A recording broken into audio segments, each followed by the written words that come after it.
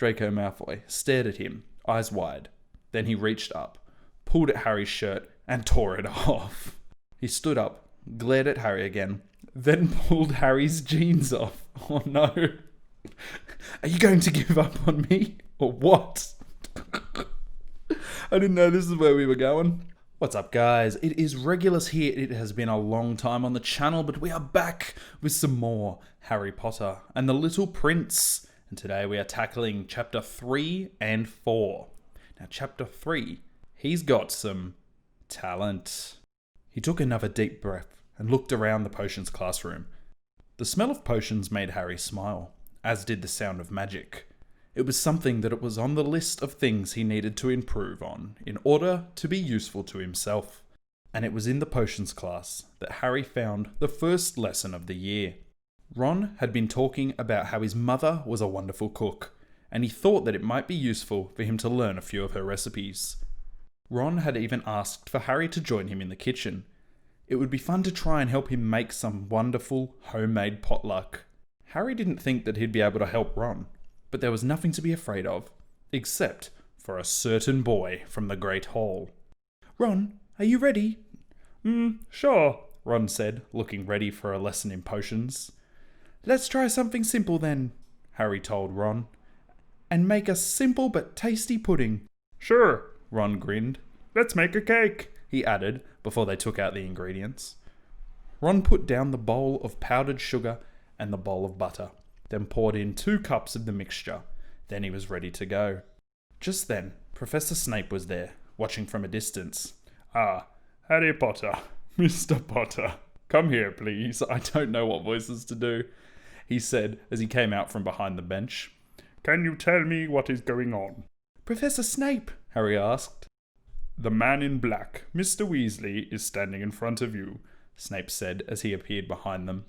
"The man is here to take over your house." Oh no. Harry watched him with the biggest hint of concern. "Well, sir, if that man wants to, he can leave, and if he does not, you can choose to stay or to go." "Very well then, Harry Potter," Snape said, turning around and walking up to Harry. "I wish to speak to you. If I find you wanting to leave the school, I will not let you go." Harry turned, but as soon as he spoke, Snape was back behind him, his arms around him, outstretched. "Sir Snape?" Harry asked, trying to put the words together. "I have nothing to tell you," Snape said, stepping back and taking out a small brown box. "What the fuck does this box contain?"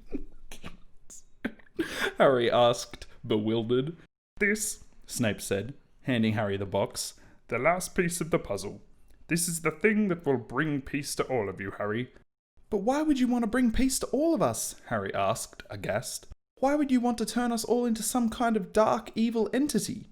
He put the box into his pockets, holding onto it for dear life. Snape pulled out another box. This one contained a small glass of wine. Harry took the wine and placed it in his mouth. "Now," Snape said, and Harry saw the look on Snape's face and saw how angry his face was. "I will need you to fill this box, Harry. Now."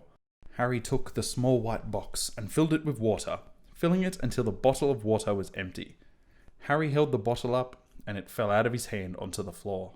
"You're not a person, Harry," Snape said, as Harry walked away and sat down, looking at the empty bottle of water lying on the floor. "You aren't even a human being." "No," Harry said, and then he turned to Snape and whispered, "Why should I be? Why should anyone be?" "You're going to die," Snape said softly. "You're going to die here, Harry." "Oh, thank Merlin," Harry said, and then he put his head down and lay there. Ron Weasley smiled slightly. "Well, if you're going to die, you better get off your ass." "Ron," Harry said quietly, "we need to make sure no one else dies, okay? Not just me." "I've already been here and done this before," Snape said as Harry sat up, eyes still closed. "I'm going to make this pretty good. You don't have to do anything, Harry. Just sit there and pretend to be okay." Harry nodded, and he felt as if he were going to have a nervous breakdown. That was his first lesson, that he should just keep quiet and pretend to be okay. He had to do this. Well, that was chapter 3. Nothing too crazy. Let's go on to chapter 4 and see what happens.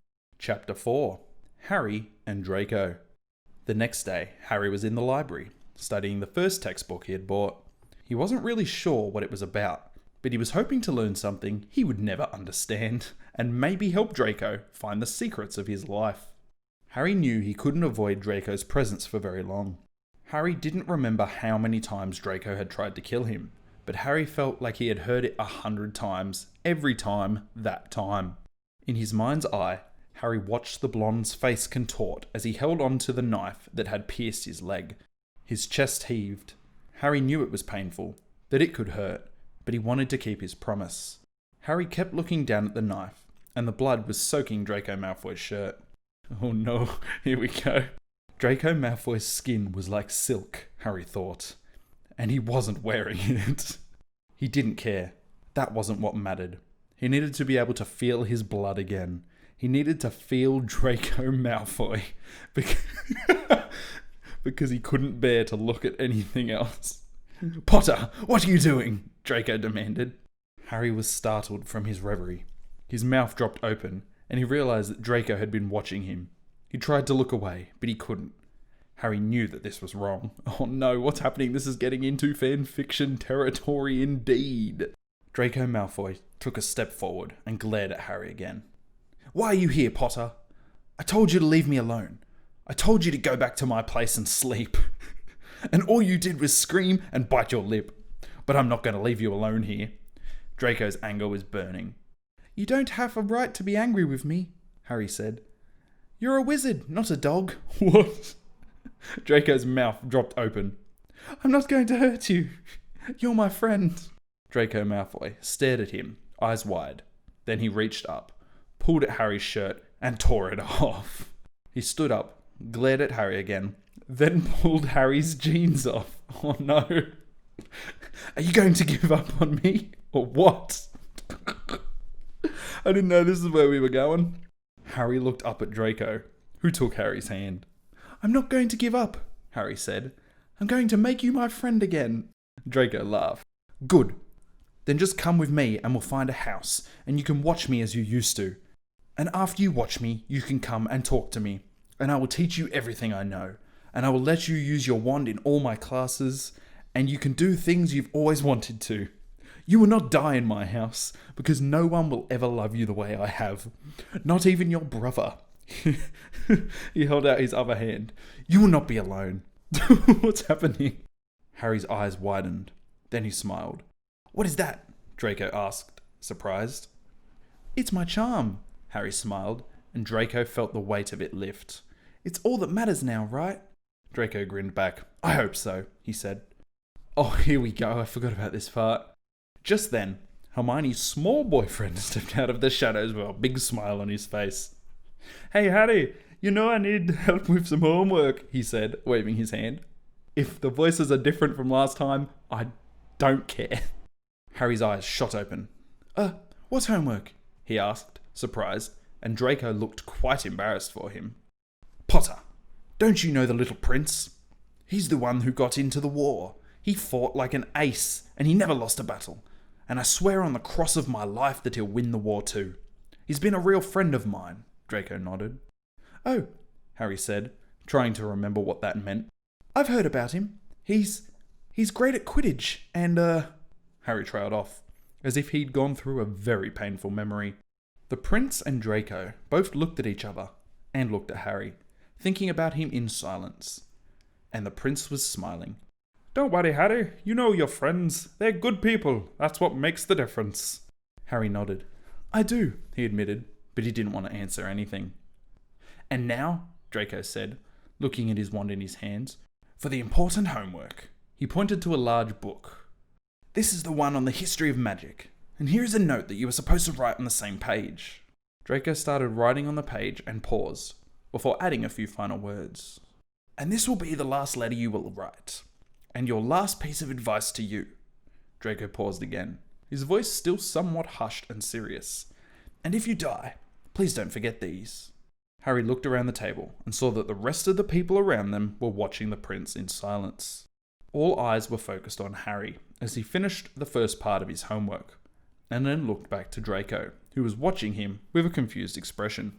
"Thank you, Draco," Harry said slowly. I'm sure you didn't expect to be doing this. I'm afraid I'm doing it all wrong. Draco shrugged. Just get used to it, he smiled, and Harry nodded. Draco reached into his pocket and pulled out a book called The Diabolical Plan. It's quite a comprehensive book, he smiled at Harry and handed it to him. Draco turned and looked over at the group of students. These guys will do anything for you, Potter, Draco said softly.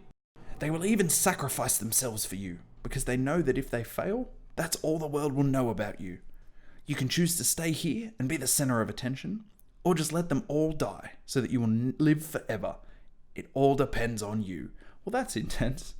Harry's heart dropped. He was in an unusual situation. I'm sorry, Harry Potter, Draco said softly, and turned his attention back to the books. The little prince took a deep breath. Then he slowly opened his book, taking note of the contents. You see, he began slowly, the reason why I'm so happy to see you is because I'm going to use your power to destroy the world. The only problem is that I'm going to get away with it. Because Harry Potter is too young for such power. And I haven't even told you what the power is yet. So you'll just have to see for yourself. Harry smiled. I'll see what I can do about that, he said quickly, hoping that this might be enough to quell the anger and confusion coming up in his heart. I need to go now. Thank you, Draco. It's good to see you again, Harry said as he left. The others watched him go, with some annoyance, as they knew he would probably return. So they just tried to ignore the fact that Harry was being so weird. Well, there you go, guys. We have a development in the Harry Draco fanfiction, whatever you want to call it. If you guys did enjoy this video, make sure to leave a like, comment, subscribe. Keen to do another one if you guys want to see another one. How many likes did the last one get? Got, wow, 200 likes on the last one. Honestly, if we hit like 50 on this one, I'll definitely make another one with chapter 5 and 6. So yeah, make sure to leave a like, comment, subscribe, etc. And hopefully I'll be back to making videos a little bit more regularly. Anyway, guys, peace out.